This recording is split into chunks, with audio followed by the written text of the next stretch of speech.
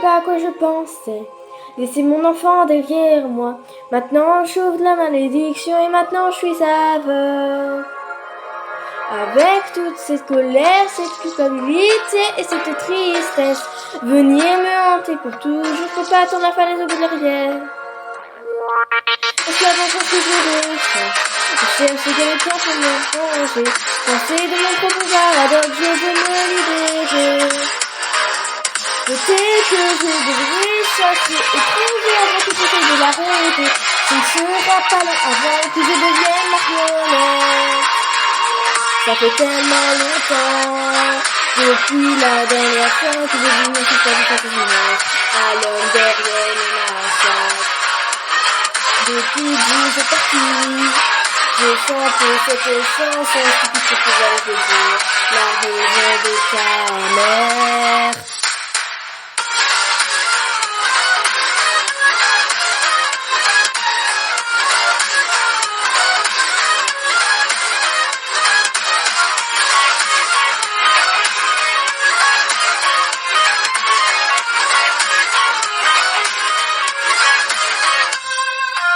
J'aimerais vivre dans le présent, avec mes cadeaux de mes erreurs passées, mais le futur continue d'attirer comme une meute de serpents. Tes doux petits yeux, ton petit sourire sont tout ce dont je me souviens. Ces souvenirs fougachent mon tempérament. La justification me tue, le tuer n'est pas justifié.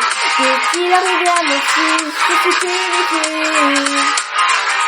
Il persiste dans mon esprit et la pensée me fait grandir.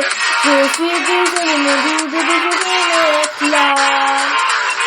Ça fait tellement longtemps, depuis la dernière fois que j'ai fait mon petit puis dans sa à l'homme derrière le massacre.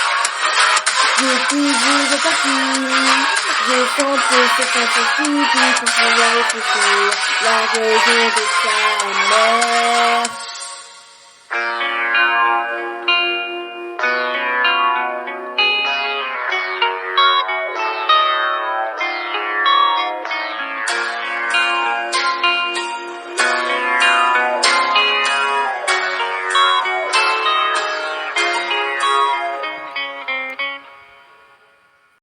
Versus Whitey. Comment ne pas parler de Whitey? C'est littéralement le mode qui a popularisé FNF, tant pour son charisme que pour sa difficulté. Dites-vous qu'il était tellement réussi que beaucoup d'entre nous ont pensé à un personnage officiel. Il y a aussi le fait que c'était un peu le premier avec une personnalité assez complexe. Avec son côté, je viens de la street, je suis toujours sur les nerfs, mais je suis pas forcément méchant. Moi je suis combien dans la Villiers, moi je viens du ghetto. Pour preuve, il essaye de cacher sa colère. C'est d'ailleurs nous qui allons l'agresser au passage.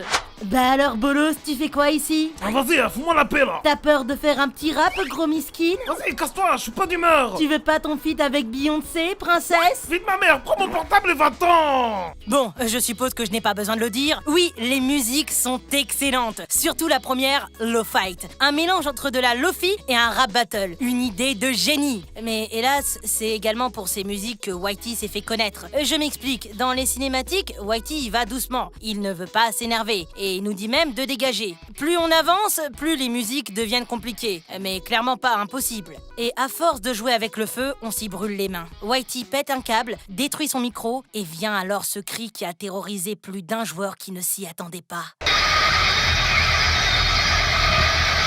De nos jours, dans les modes de Friday Night Funkin', c'est courant que plus on avance, plus ça se corse. Mais remettons-nous dans le contexte de l'époque, c'est-à-dire il y a 5 mois. Cette musique, balistique, aura clairement créé un traumatisme. La bombe a explosé et Whitey ne se contrôle plus. Je suis un homme en colère. Sa voix devient tellement puissante qu'il n'a même plus besoin de micro. Et ça s'enchaîne à une vitesse presque inhumaine. Dites-vous que la musique était tellement difficile qu'elle a dû recevoir un patch pour la rendre plus facile. Si maintenant, bien sûr, on a des musiques plus hardcore, c'est Whitey qui aura imposé les codes de comment faire un mode Friday Night Funkin'. Si bien que quand on pense musique difficile, on pense automatiquement à balistique. En creusant un peu, je me suis rendu compte que Whitey avait un putain de lore derrière. Ah ouais? Quoi comme histoire? Oh, c'est assez compliqué, mais pour faire simple, c'est une sorte de machine de guerre qui s'est échappée d'un laboratoire, qui s'est refait capturer. J'ai pas vraiment compris grand chose. Mais ce que j'aime avec ce mode, c'est la métaphore de l'artiste déchu. Ce que je vais vous dire n'est qu'une théorie, mais pour moi, il représente celui qui était au sommet pour au final redescendre. On peut voir dès le début qu'il déchire une photo de Daddy D-Rest, une autre star qui lui a volé la vedette, ou peut-être son manager. Bref, quelqu'un qui lui a mis des bâtons dans les roues, ça c'est sûr. On sait aussi qu'il avait une certaine cote auparavant. Pour preuve, il veut se cacher pour pas qu'on le reconnaisse. Pour ma part, je pense que si Boyfriend l'agresse, c'est avant tout car il l'admirait et il veut se confronter à son idole. En voyant qu'il n'arrive plus à rivaliser, il explose de colère. Tout est dans le dialogue.